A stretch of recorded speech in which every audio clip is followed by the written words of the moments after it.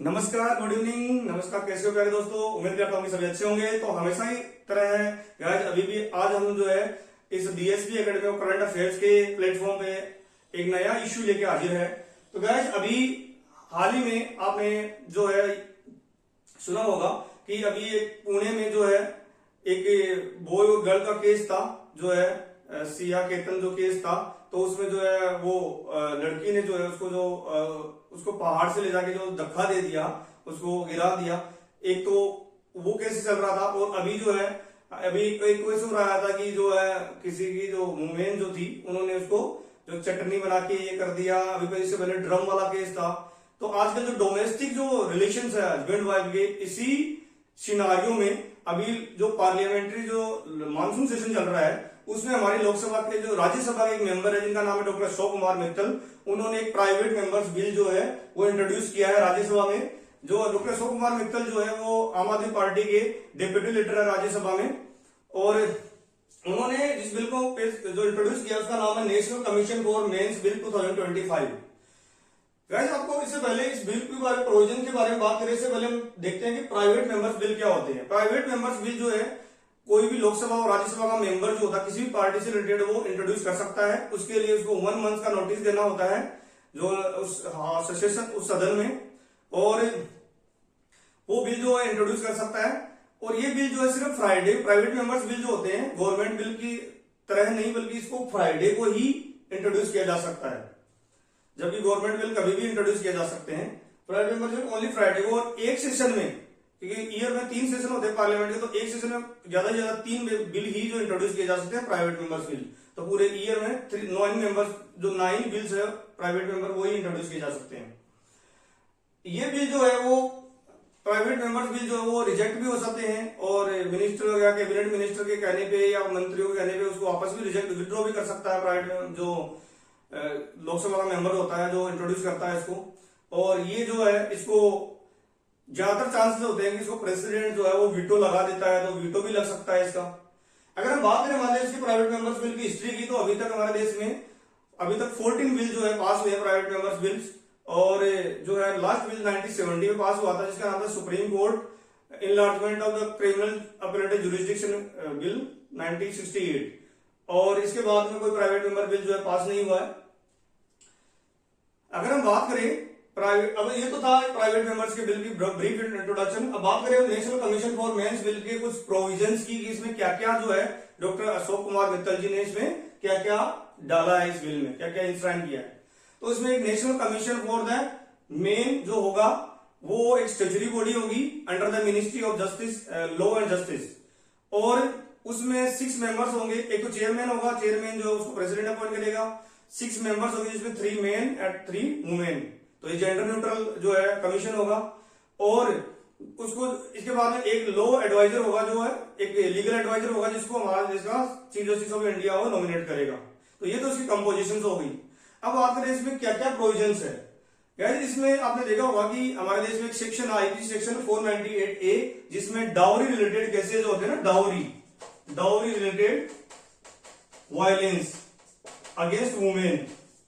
तो ये जो केसेस होते हैं ना, ये 498A में आते हैं। अभी उसको जो है इसको जो नया जो कानून आया है 1 जुलाई से, जो पिछले साल से जो है जून से, BNS भारतीय न्यायिक संहिता, उसमें उसको इसका नाम ये सेक्शन जो है ये BNS में बन गया है सेक्शन 85 और 86। तो इसमें तो बहुत सारे केसेस जो होते हैं फॉल्स होते थे, तो और जो है उसके एलिगेशंस भी होते थे। तो उसके चेक एंड बैलेंस के लिए उन्होंने एक प्रोविजन दिया है कि इसमें कम से कम 30 डेज की इन्वेस्टिगेशन होनी चाहिए। अगर ये कोई भी वुमेन अगर डाउरी रिलेटेड वायलेंस का केस अगर रजिस्टर करवाती है, FIR करवाती है, तो कम से कम 30 डेज का जो इन्वेस्टिगेशन होने के बाद में अरेस्ट किया जाना चाहिए मेल को। इसके बाद में ये होता है कि अगर कोई फॉल्स पाया जाता है केस, तो उसमें कम से कम 25 लाख का जो है फाइन होना चाहिए, और जो है 5 ईयर्स की जो है इम्प्रिजनमेंट होनी चाहिए। इसके बाद में इसे बात करें कि अगर कोई रेप से रिलेटेड अगर कोई फ्रॉड या जो है मिसयूज करते हैं कानून का, तो उसमें जो है कम से कम जो है 10 लाख का फाइन और 10 लाख की 10 ईयर की जो है इम्प्रिजनमेंट होनी चाहिए। इसके बाद में बात करें इसी कानून में उसमें ये भी बात करता है, ये जो बिल है ये भी बात करता है कि अगर जो पेरेंटिंग होती है चाइल्ड की वो शेयर्ड पेरेंटिंग होनी चाहिए। अगर इसका मिसयूज किया जाता है अगर मेल या फीमेल के द्वारा तो उसमें कम से कम 2 years की इम्प्रिजनमेंट और जो 10 लाख का जो है फाइन होना चाहिए।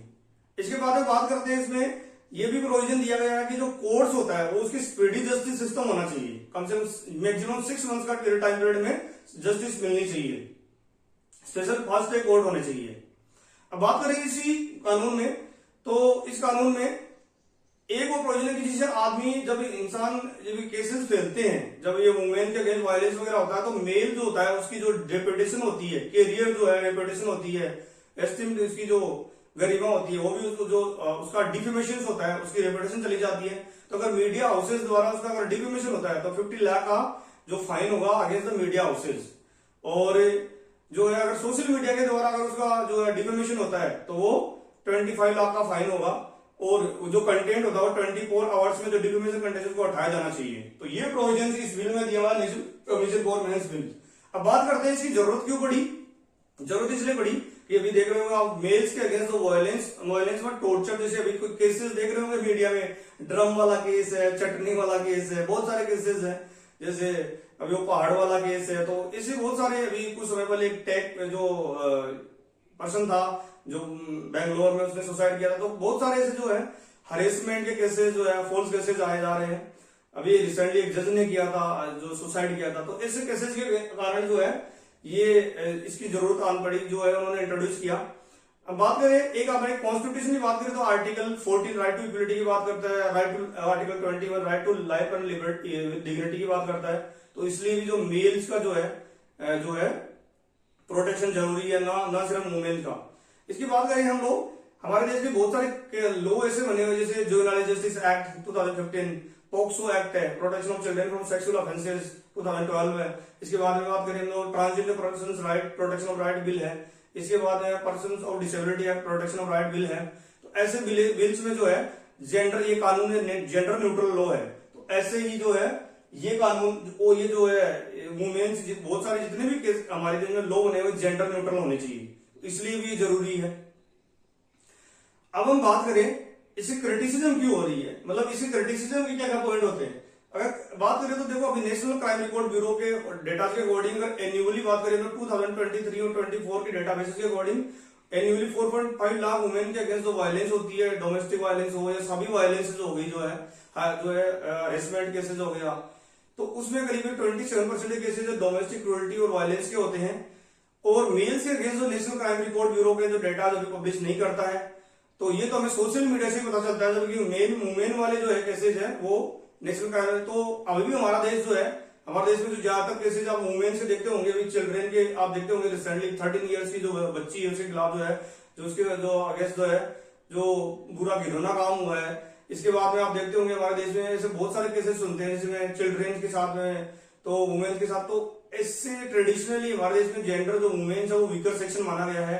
और वो इसलिए माना गया कि जो जो शुरू से ही हमारे यहाँ पे जो सेपरेशन हुआ है, तो इसलिए जो है अभी ऐसे बोल सकते हैं कि जो शेयर्ड पेरेंटिंग की बात की जा रही है कि इसमें अगर मेल वुमेन को मिसयूज करती है तो उसके खिलाफ जो है फाइन होना चाहिए। तो इसमें क्या हो सकता है कि मेल जो है उसका मिसयूज भी कर सकता है इस कानून का, शेयर्ड पेरेंटिंग में उसको अब्यूज भी कर सकता है। तो इसलिए जो है ज्यादातर जो है ये अगर ये कर देंगे तो जो शुरू से जो जस्टिस चल रही थी जिसके लिए वुमेन्स के लिए जो कानून बनाए थे वो कमजोर पड़ जाएंगे, ये इसके लिए क्रिटिसिज्म बनता है।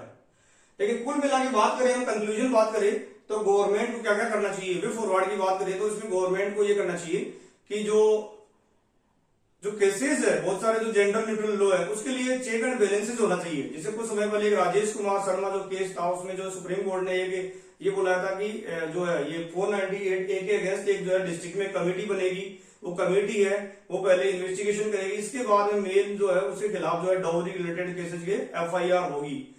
तो ये चेक एंड बैलेंसेस होना चाहिए। बहुत सारे केसेज जो ये जेंडर न्यूट्रल लॉ है, जो जेंडर न्यूट्रल नहीं है उनको जेंडर न्यूट्रल बनाया जाना चाहिए। क्योंकि GS वर्मा कमेटी जो है ना, इन्होंने बहुत सारी कमेटी बन चुकी है हमारे देश में, जैसे मल्लीमत कमेटी थी, इन्होंने भी बोला कि जेंडर न्यूट्रल लॉ बनाया जाना चाहिए हमारे देश में। तो क्योंकि जो है जस्टिस एटलीस्ट तो जितने भी सेक्शन है सभी को मिलने चाहिए इंक्लूडिंग द मेल सेक्शंस। तो इसलिए जो है गवर्नमेंट को जो है कमेटी बनानी चाहिए और जो है ऐसे जो बिल है इसको भी थोड़ा सा जो है इसको स्टडी करनी चाहिए और जो और नहीं जो कमेटी बना के गवर्नमेंट जो है कॉन्स्टिट्यूटिव कमेटी बना के और फिर वो है उसके द्वारा स्टडी करवा सकती है कि कौन कौन से लॉ में अमेंडमेंट कर सकते हैं और कौन कौन से में जो है so that check and balance को ध्यान में रखा जा सके। तो गाइस ये एक बिल था, तो आज के लिए हम इतना ही पढ़ेंगे। Tomorrow will bring some new issue with new facts and new concepts. तब तक के लिए थैंक यू, धन्यवाद।